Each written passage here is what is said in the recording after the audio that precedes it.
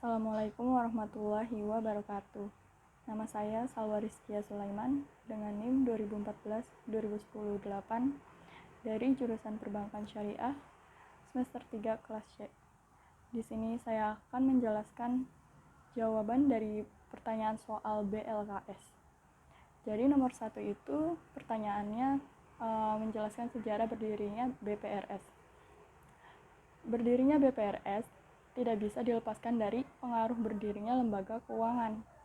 Jadi Bank Muamalat Indonesia itu berdiri pada tahun 1992. Namun jangkauan BMI ini terbatas pada wilayah-wilayah tertentu saja. Misalnya kabupaten, kecamatan, dan desa. Ditetapkan 3 lokasi berdirinya BPRS, yaitu PT BPR Dana, Mardatillah, Kecamatan Margahayu, Bandung. Yang kedua, terdapat PT BPR Berkah Amal Sejahtera, Kecamatan Padalarang, Bandung. Yang ketiga, PT BPR Amanah Rabaniyah, Kecamatan Banjaran, Bandung. Pada tanggal 8 Oktober 1990, ketiga BPRS telah mendapatkan izin prinsip dari Menteri Keuangan RI. Dengan technical assistance dari Bank Bukopin Cabang Bandung yang memperlancar penyelenggaraan, pelatihan, dan pertemuan para pakar perbankan. Tanggal 25 Juli 1991, ketiga BPR tersebut mendapat izin usaha dari Menteri Keuangan RI. Lalu nomor 2, itu pertanyaannya tentang akad penghimpunan dana yang digunakan Bank Syariah. Jadi akad-akad dalam transaksi perbankan syariah terdapat wadiah. Wadiah itu akad penitipan barang atau uang antara pihak yang mempunyai barang dan pihak yang diberi kepercayaan dengan tujuan untuk menjaga keselamatan, keutuhan barang atau uang. Yang kedua ada mudorobah. Jadi mudorobah ini akad kerjasama suatu usaha antara pihak pertama yang menyediakan seluruh modal dan pihak kedua yang bertindak selaku pengelola dana dengan kesepakatan yang dituangkan dalam akad.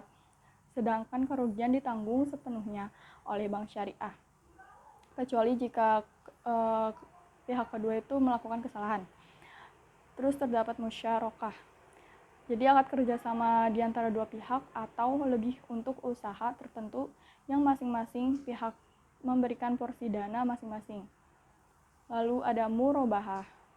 Murobahah ini akad pembiayaan suatu barang dengan menegaskan harga belinya kepada pembeli dan pembeli membayarnya dengan harga yang lebih sebagai keuntungan yang disepakati. Lalu ada salam. Akad pembiayaan suatu barang dengan cara pemesanan dan pembayaran harga yang dilakukan terlebih dahulu dengan syarat tertentu yang disepakati. Lalu ada istisna, akad pembiayaan barang dalam bentuk pemesanan pembuatan barang tertentu yang disepakati antara pemesan atau pembeli dan penjual atau pembuat. Lalu ada ijaroh. Ijaroh ini akad penyediaan dana dalam rangka memindahkan hak guna atau manfaat dari suatu barang atau jasa berdasarkan transaksi sewa tanpa diikuti dengan pemindahan kepemilikan barang itu sendiri. Lalu ada ijaroh muhtahiyah bit tamlik. Akad penyediaan dana dalam rangka memindahkan hak guna atau manfaat dari suatu barang atau jasa berdasarkan transaksi sewa dengan opsi pemindahan kepemilikan barang. Lalu ada qard. Akad pinjaman dana kepada nasabah dengan ketentuan bahwa nasabah wajib mengembalikan dana yang diterimanya pada waktu yang telah disepakati. Lalu nomor 3 itu soalnya tentang prinsip-prinsip operasional yang digunakan dalam lembaga keuangan syariah. Yang pertama ada prinsip musyarakah. Jadi perjanjian antara pihak-pihak untuk menyertakan modal dalam suatu kegiatan ekonomi dengan pembagian keuntungan atau kerugian sesuai nisbah yang disepakati. Lalu ada mudorobah. Jadi mudorobah ini penyimpanan atau deposan bertindak sebagai syahibul mal atau pemilik modal dan bank sebagai pengelola. Prinsip jual beli terdiri dari murabahah, akad jual beli antara dua belah pihak di mana pembeli dan penjual menyepakati harga jual yang terdiri dari harga beli ditambah ongkos pembelian dan keuntungan bagi penjual. Lalu ada salam, pembelian barang dengan pembayaran di muka dan barang diserahkan kemudian. Lalu ada istisna, jadi pembelian barang melalui pesanan dan diperlukan proses untuk pembuatannya sesuai dengan pesanan pembeli dan pembayarannya dilakukan sesuai dengan kesepakatan. Lalu ada ijaroh, jadi akad pemindahan hak guna atas suatu barang dalam waktu tertentu dengan pembayaran sewa tanpa diikuti dengan pemindahan kepemilikan barang itu sendiri. Ada wakalah juga, yaitu pelimpahan kekuasaan oleh satu pihak kepada pihak lain dalam hal-hal yang boleh diwakilkan. Lalu ada kafalah, jadi ini jaminan yang diberikan oleh penanggung kepada pihak ketiga untuk memenuhi kewajiban pihak kedua atau yang ditanggung, dan penanggung dapat menerima imbalan sepanjang tidak memberatkan. Lalu ada syarf, transaksi jual beli mata uang, baik antar mata uang sejenis maupun antar mata uang berlainan jenis dengan penyerahan segera berdasarkan kesepakatan harga sesuai dengan harga pasar pada saat pertukaran.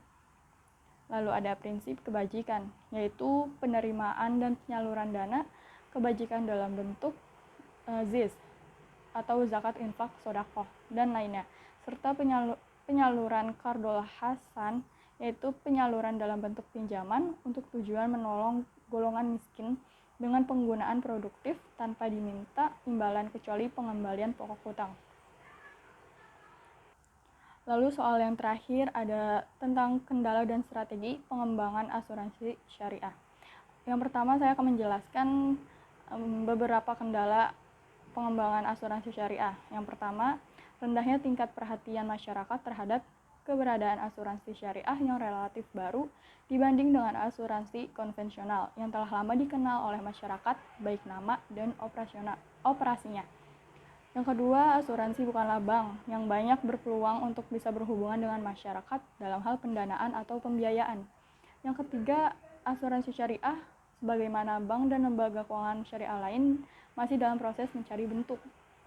Lalu, rendahnya profesionalisme sumber daya manusianya menghambat lajunya pertumbuhan asuransi syariah.